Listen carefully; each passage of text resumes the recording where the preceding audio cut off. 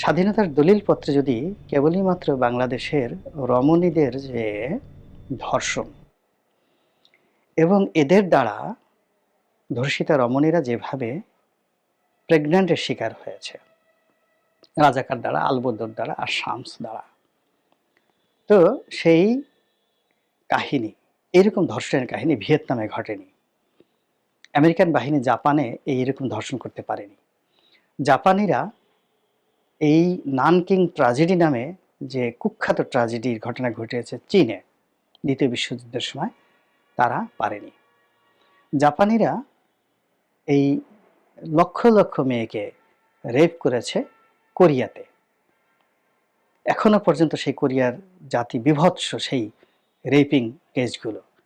কিন্তু বিশ্বাস করেন, বাঙালির যে রাজাকার আলবদর আর শামসদের যে ধর্ষণ, এর মতো এত নির্মম, এত নিষ্ঠুর, এত পাষণ্ড ধর্ষণ আর বাংলাদেশে ঘটেনি।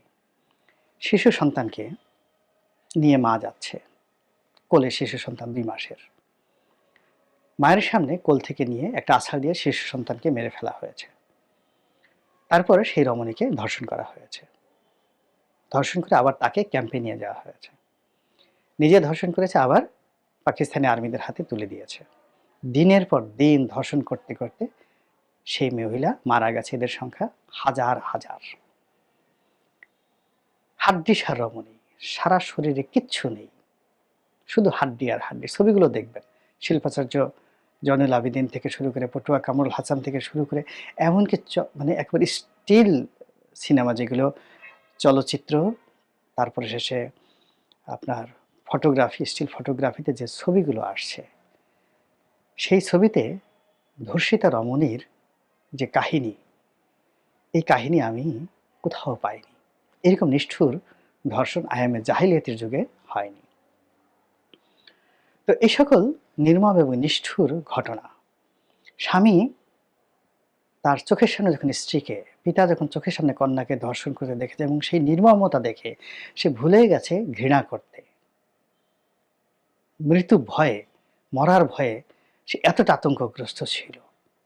এরকম লক্ষ লক্ষ ঘটনা 9 মাসে বাংলাদেশে ঘটেছে এই রাজাকার আলবদর আর শামসদের দ্বারা। তো যেটা বলছিলাম, সেই রঙে ভরা বঙ্গ, সেই বঙ্গে এসে আমরা হঠাৎ করে স্লোগান তুললাম, তুমি কে আমি কে, রাজাকার রাজাকার। এবং আমরা সবাই হাততালি দিলাম যে একটা উচিত জবাব দেওয়া হয়েছে শেখ হাসিনাকে। শেখ হাসিনার মতো একটা স্বৈরচারী মহিলা, তারপর একটা অত্যাচারী শাসক, তাকে অপমান করার জন্য আমরা সবাই নিজেদেরকে যে রাজাকার পরিচয় দিচ্ছি এবং প্রকারান্তে নিজেরা রাজাকার, তুমি কি আমি কে রাজাকার বলে মূলত শেখ হাসিনাকে রাজাকার বলার চেষ্টা করেছি। এবং এই যে বাঙালির রঙ্গ এবং বাঙালির হঠাৎ পরিবর্তন হওয়া, এটি নিয়ে আগামী দিনে অনেক কিছু লেখা হবে, প্রচুর লেখা হবে।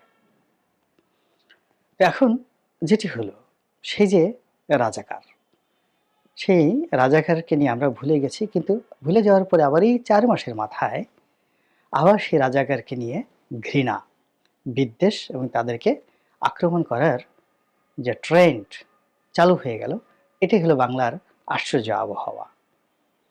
আপনি 50 বছর ধরে তাদেরকে ঘৃণা করলেন, আর মাত্র 5 দিনের মধ্যে রাগ হয়ে বললেন যে আমি রাজাকার। এই গেল একটা পার্ট। আবার 4 মাসের মাথায় বললেন তুই রাজাকার, তুই রাজাকার। তো বুঝেন যে এই পরিবর্তনশীল বাংলাদেশে কি হচ্ছে রাজনীতির অঙ্গনে এবং রাজনীতির বাইরে। এবার আলবদর নিয়ে কিছু বলি। রাজাকার, আশামস, আলবদর। তো এর মধ্যে আলবদর ছিল মূলত প্যারা মিলিটারি বাহিনী। এখন যেভাবে আনসার বাহিনী আছে, অর্থাৎ তাদের আর্মস আছে এবং এদের মধ্যে খণ্ডকালীন আছে আনসার এবং ফুল টাইম আনসার আছে।